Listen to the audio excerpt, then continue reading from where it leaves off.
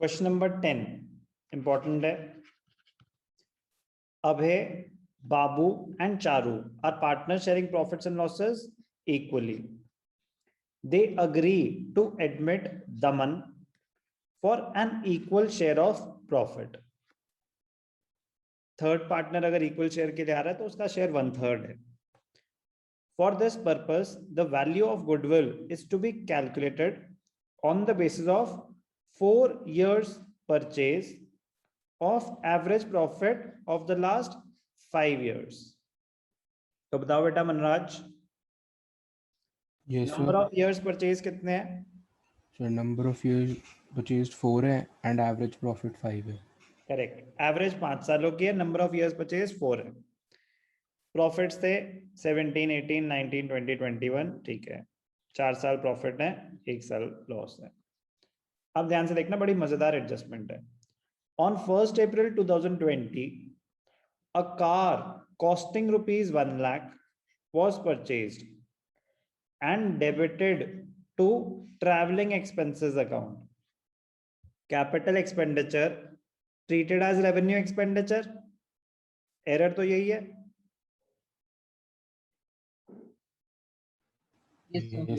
गाड़ी खरीदी थी, आपको मोटर व्हीकल्स या कार में डेबिट करके उसको एसेट्स में दिखाना चाहिए था. आपने गलती से क्या करा, उसको ट्रैवलिंग एक्सपेंसेस में डेबिट कर दिया, रेवेन्यू एक्सपेंडिचर मान लिया. कैपिटल एक्सपेंडिचर मानना चाहिए था, रेवेन्यू एक्सपेंडिचर मान लिया. अब अगर उसको एसेट माना ही नहीं तो क्या वो एसेट डेप्रिशिएट हो रहा होगा? No sir. जब आपने एसेट ही नहीं माना तो क्या आपने तो पूरे का पूरे उसको एक्सपेंस मान के पूरा ही राइट ऑफ कर दिया. डेप्रिसिएशन चार्ज करनी चाहिए थी 25% पर एनम, तो आपने एसेट नहीं माना, गलती से एक्सपेंस मान लिया, वो गलती. डेप्रिसिएशन भी आप नहीं दिखा रहे हो. इंटरेस्ट, उसके अलावा interest of 10,000 on non trade investments is credited to the income for the year ended 31st March 2020 and 2021. पहले तो प्रॉफिट्स ही ले लेते हैं. 17, 18, 19, 20, 21. 150, 350, 150, 350, 5 lakh. Okay, year ended 31st March. Year ended क्या क्या है? 17 है पहला, 18, 19, 20, 21. 31st March 2021. 150, 350, 5 lakh. 150, 350, 5 lakh. 710, 590. ठीक है जी.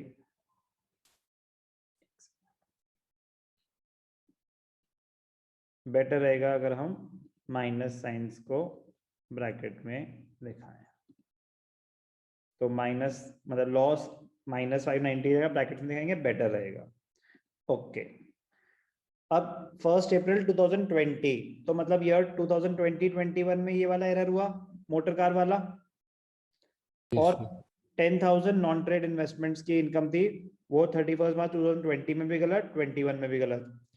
तो नॉन ऑपरेटिंग इनकम है, ये हमने बुक्स में दिखा रखी है. तो दोनों सालों में से 10,000 माइनस कर देंगे. यस और नो? यस. तो ध्यान से देखना.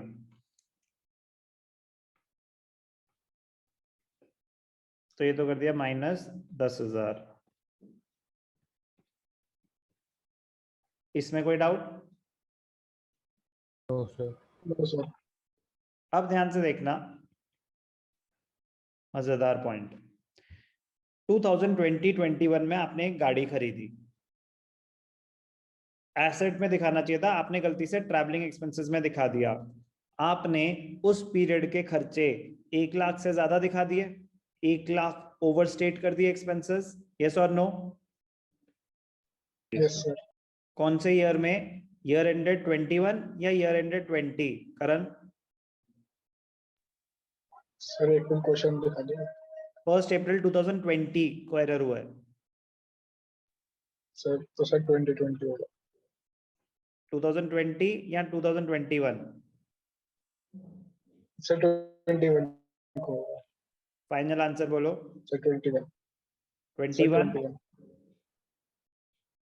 21 21 yes sir correct. Year ended 31 मार्च 17 का मतलब क्या होता है? 16 17। तो 16 17 17 18 18 19 19 20 20 21। तो 1 अप्रैल 2020, तो ये 2020 21 है। इस साल वो एरर हुआ गाड़ी वाला, यस और नो? यस सर अब आपने कार खरीदी थी, गलती से ट्रैवलिंग एक्सपेंसेस में दिखा दिया, उस साल के खर्चे 1 लाख ज्यादा दिखा दिए, यस सर तो 1 लाख ऐड बैक कर देंगे, यस और नो? Yes sir. इसमें किसी को कोई भी डाउट? No sir.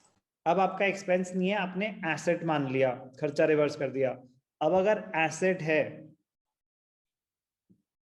तो वो एसेट डेप्रिशिएट होगा, यस और no?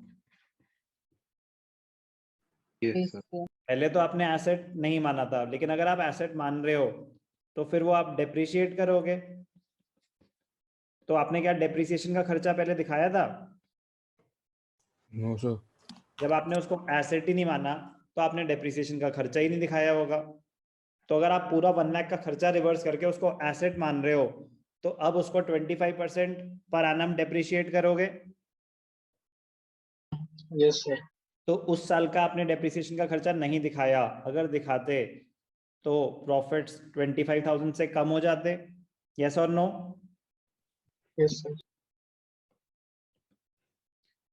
On 1st April 2020, a car costing 1 lakh was purchased and debited to traveling expenses account, on which depreciation is to be charged at 25% per annum. Interest of 10,000, तो वो चलो interest हो गया, तो depreciation charge करनी है, तो expenses आपने रिवर्स करे तो प्रॉफिट्स 1 लाख से बढ़ गए। अब वो एसेट मान लिया तो अब वो डेप्रिशिएट होगा, 25,000 से प्रॉफिट्स कम हो जाएंगे। अब हम क्या निकाल देते हैं? Maintainable profits. फर्स्ट ईयर में कोई एडजस्टमेंट नहीं थी, तो 150, फिर 350, फिर 5 लाख, 7 लाख 10 माइनस 10 7 लाख। अब -590 -10 -6 +1 -5 -25 -525 वेरीफाई कर लेते हैं। -590 -10 -25 +1 लाख -525। कोई भी डाउट? ये सारे No, sir. क्या No, sir. क्या प्लस किया, क्या माइनस करा, क्यों करा, ये सारी बातें समझ आई? Yes Yes sir. 5 साल के प्रॉफिट्स थे, तो 1175 को 5 से डिवाइड करा, 2,35,000 एवरेज आ गई। तो goodwill is equal to 2,35,000 into number of years purchase कितने थे? 3 4 4 इयर्स परचेज, तो इनटू 4, तो 2,35,000 इनटू 4, तो 235, 2 4 8, 4 3 12, 5 9,40,000। क्लियर? मुश्किल? Rushil? No sir interesting? Sir बोलो। सर वो एक डेट वाला बताना, वो 1 अप्रैल 2020 वाला। फाइनेंशियल ईयर्स है ना, जैसे हमें जो यहाँ पे इंफॉर्मेशन दे रखी है वो क्या दे रखी है? Profits for the year ended 31 मार्च 2017। तो 31 मार्च 2017 का मतलब क्या होता है कि वो साल शुरू कब हुआ होगा? 1 अप्रैल 2016। Yes sir. तो ये ईयर क्या था? 16 17। ये ईयर क्या था? 17 18। ये ईयर क्या था? 18 19। ये ईयर क्या था? 19 20। Yes sir. तो अगर आपने 1 अप्रैल 2020 को गाड़ी खरीदी थी, तो 1 अप्रैल 2020 2021 में आ रहा होगा या 1920 में? सर 2021। तो इसीलिए उसकी एडजस्टमेंट्स यहाँ दिखाई। Yes clear? Yes sir. इसमें कौन सा कॉन्सेप्ट हमने नया सीखा? Capital expenditure treated as revenue expenditure. तो सबसे पहले क्या ध्यान देना था? Reverse the revenue expenditure by adding it back to the profits. Profits आपके 1 लाख से बढ़ गए क्योंकि 1 लाख का खर्चा ही नहीं था भाई साहब, हमने एसेट खरीदा है। कह रहे अच्छा कर दिया एक्सपेंस रिवर्स। अब अगर आपने एसेट मान लिया उस चीज को तो फिर वो डेप्रिशिएट होगा। तो स्टेप 2 क्या था? Capital expenditure it leads to creation of an asset which must be depreciated at the given rates. Depreciation charged must be deducted from the profits to calculate the adjusted profits. तो 1 lakh add back क्यों करा? गलती से आपने पूरा का पूरा revenue expenditure मान लिया था। 25,000 माइनस क्यों करा? डेप्रिसिएशन दिखाई ही नहीं थी। तो अगर दिखाते तो आपका खर्चा 25,000 से बढ़ जाता, प्रॉफिट्स 25,000 से कम हो जाते। Question number 10 important.